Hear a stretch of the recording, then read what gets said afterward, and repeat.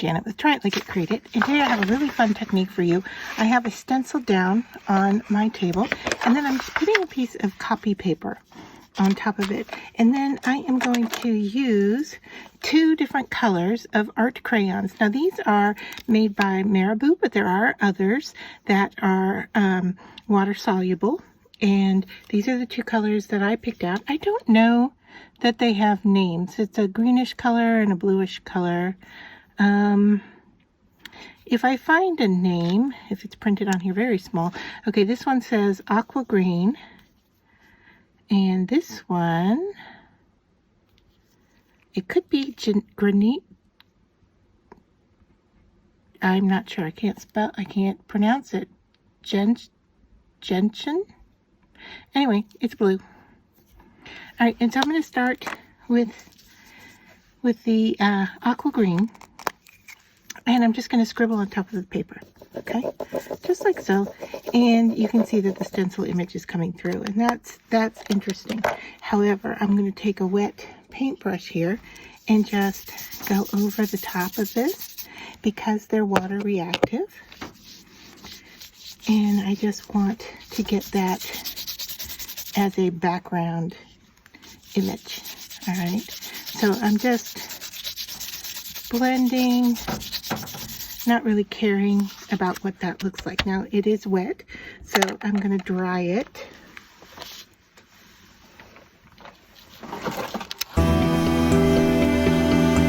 All right, it can still be a little damp for the next step, but what we're going to do with the next step is bring in the blue, and now I'm going to color on top of that stencil. I'm going to go in a different direction here, and I'm going to just gently get that pattern to show up.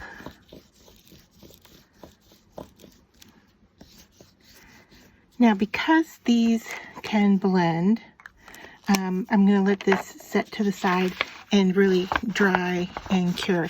If there's anywhere that you don't like you have a buildup of crayon, you can just take your fingernail and go in there and pick that up. Okay, so I'm going to set this aside. Now I have already done this, and I have one that's dry. So my next step after this dries is I took a piece of cardstock and glued it to the back and cut out my tag shape. All right, and so in doing so, this is what it looks like. All right, so bring the first one in that I just did for you, and here is the one that I cut out earlier. Here's the one that we just did together. All right, so it's a kind of a crayon rubbing, if you will. And then I went in and found a bunch of little kind of scrappy pieces, and I am just going to lay them on here, show you the composition I've come up with. I don't know, do you keep a little bin of your little junk pieces? I'll show you mine here in just a second. All right, and actually this stem here was white, so I just used my watered down paint and kind of colored it so it would blend in there. And I have this word, I'm not sure. Let's see, does it look good there? We might just stick that there up on some foam. We'll see. All right, but let's go ahead and stick these down. So this is my little junk bin, and I'll just show you what's in here are, you know, cut pieces that I didn't use. Sometimes, like when we did a technique like this, I might go in and die cut out some pieces. All right, so here are some leftover scraps from watercolors, die cuts, all kinds of little bits and pieces. You can see here's a strip of pattern paper that I got that piece from.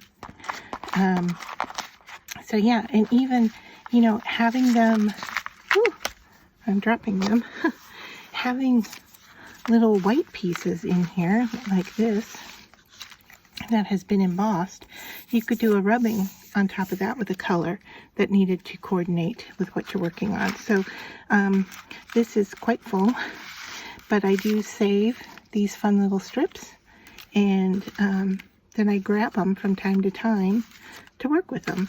I do have some jewelry pieces hiding out in here as well. And let's see, I even have some seals, wax seals in here. So yeah, I just kind of save and then just create a little junk box to work from. And I keep that on my desktop. All right, so we're going to go in with our glue and paste all these things down. All right, so get close to the edge as we can. Figure out where we want these things. I know I want that there, and I know I want this at the top.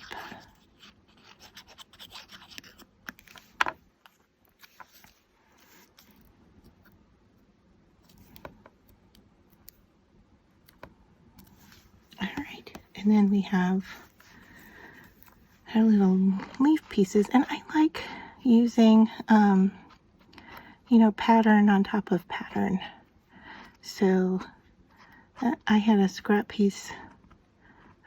paper here with this leaf, and so I just die cut it out.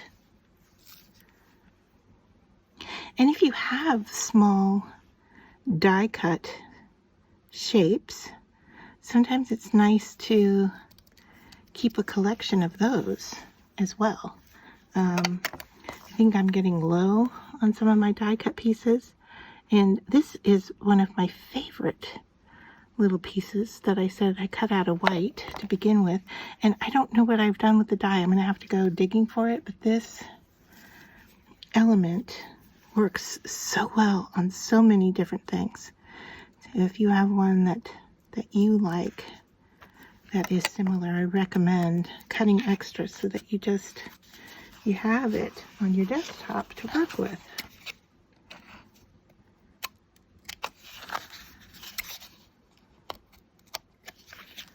All right, now, excuse me, let's see about this word. I think, yeah, raising it up is definitely going to be the thing to do. Now, it is a sticker, but I need to find my foam tape. All right, so I grabbed some foam dots, and like I said, this is on sticker paper, but I think I'm going to have to cut these guys down.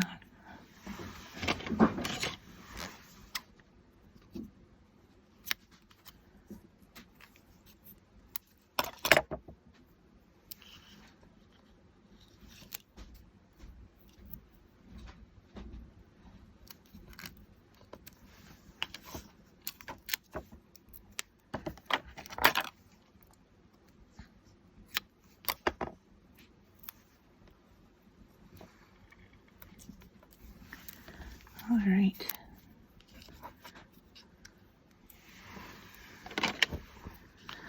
Is it a little piece worth saving? I don't know. Throw it out.